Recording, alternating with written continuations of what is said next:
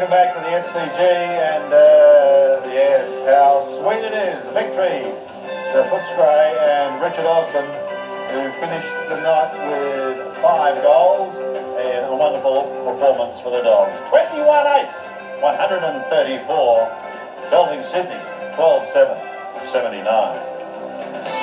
The 1995 AFL Premiership season. Brought to you by Mitsubishi Motors Australia, Qantas, McDonald's, Mobil, Carlton Draft, and National Australia Bank. Well, 6 points the margin at quarter time, 4 points the margin at half time, and then bang, let's spoil the parties, say the Dogs, and they certainly did it, didn't they? Yes, I like their form last week against the Eagles, and I think a lot of people didn't. 10 goals was surprising, but they as Scotty Wine said, I mean, the game wasn't flying like that, was it? No. We weren't saying at half time, well, they're on the edge of just blowing this game wide apart. No, but just before half time, they did get those goals back that got them into the game, and you know, as Russell Morris said, they thought there were some problems, and it was just Richard Osborne, very good player tonight, came on and he really did some very, very smart things as well. And here's Richard Osborne, this kick from the back line, he just missed off there and put him on the nose, especially Andrew Dunkley has one of those goals, and that was early in the third quarter. And it was a game then, and unfortunately what happened, West, who got that kick forward, Cometti chasing the ball here, and full again. Three of them played very well, and back to Grant, who came into the game in that third quarter and started to take some marks, and also kicked 3 goals as well. Ramiro came on and kicked some goals. Great snap though. I mean, that is just terrific skills. 3 goals, marvellous effort. And Paul Roos just had to wait for that ball. Once again, Osborne, one of the very good players from Footscray, from 45 out, and that was in that blazing third quarter. His 10-goal blast, they went from 7-6 to 17-7, so 10-1 for the turn. Amazing goal from Richard. Look at this one. Look at this check side, Malcolm. Yes, check side from the boundary line. Usually get dragged if you kick those, apparently. Have a look at that. He's giving a little away for the crowd. You got a memory. Beautiful kick. And Lockett almost paid it for effort. Rue gives it off, and a great skill of the big fella again. Great goal. Yes, so the Doggies certainly cementing their spot in the 8, and well, if they continue that form, they're going to throw down some real challenges in the weeks ahead. The surprising stat there, I think the kicks, as we know, the Bulldogs got on top. Mark's 3 kicks closed up a bit, still in favour of the Swans. Tackles pretty even. The centre hit-outs, I just haven't got the stat of how many Scotty Wine got in that third quarter. Up until half-time, I thought Gavin Rose was terrific. Then Wine almost turned the game with just 1 quarter of footy, and their centre breaks came from behind to end up 5 in front, and it was just so damaging third quarter.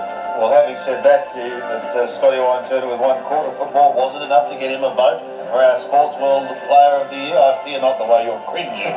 No, it was hard to do. I thought Rowan Smith off the half-back flank all night was just terrific. He had 20-plus possessions, and he runs the ball hard. So does the guy given 2 goals to, Leon Cameron, and also Derek Kickett, 1 for the Swans. West and Collingwood just missed. Honourable mentions, and also to Scotty Wine for that great third quarter. Yeah, so Bubba Smith getting the 3 votes. Wonderful performance by him. Let's hear what he has to say as he speaks with the Fly. Russ? We just got drenched by Scotty Wine with, I don't know what it was, I hope it was only cordial, but anyway. Rowan Smith, congratulations. Malcolm Blight's given you 3 votes for your best on ground performance. Must be very happy. Yeah, just had a good game, and that tonight was it was fantastic. Had a great win 2 on the road, so it was good. Did it upset you like being late for the flights and also the bus wasn't there at the airport? Did that upset you at all? Oh no, I don't think we've made it in plenty of time. Watch a bit of the seconds, but everything being late, everyone's sort of panicking a bit. Yeah. But Joyce Jones settled us down, and it was really, really good. What's the difference between Footscray losing 6 in a row earlier in the year and now you've won 4 or 5 in a row now? What's the difference in attitude for the whole club? It's just apart from brain damage. Yeah, exactly. I think it's a bit of a confidence thing. When we lost 3 or 4, our confidence was down. We needed a bit of a pep. The game against Collingwood sort of got us back up there, and now our confidence is flowing, so it's good. Your speed on the ground, it's exceptional. You're very, very quick. Does Joyce put you through a lot of the sprints?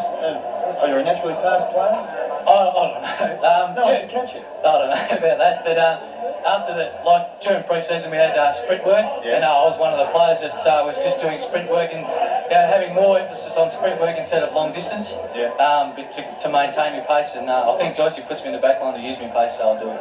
Would you like Creamy down the full line to have a shot at goal? Yeah, I'd always like to have a shot at goal. I didn't sort of get a chance tonight, but I've kicked a couple of goals from the back line that I enjoyed, but if the opportunity doesn't come, it's okay. How was the feeling of the players at half time? Like, you come out, you kick 10. Is there something special that happened at half time that Joycey may have said to you? Oh, not really. I think, like, I mean, we're playing pretty, well, we weren't playing poorly, but we knew we could play better.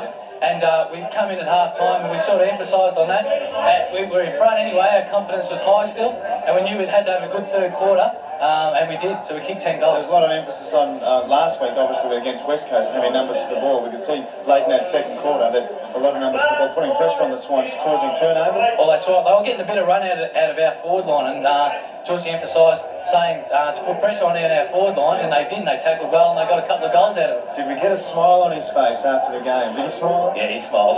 He doesn't smile that often, does he? No, he doesn't smile that often, but he did smile last week and he did smile tonight. Thanks very much, Rowan. Thanks a lot. No worries. Back to you, Sandy. Yeah, it's good on you, Rush. You deserve danger money down there, but well done. I'm sure it was only cordial you'll be covered in. We'll take a break more shortly from the SCG.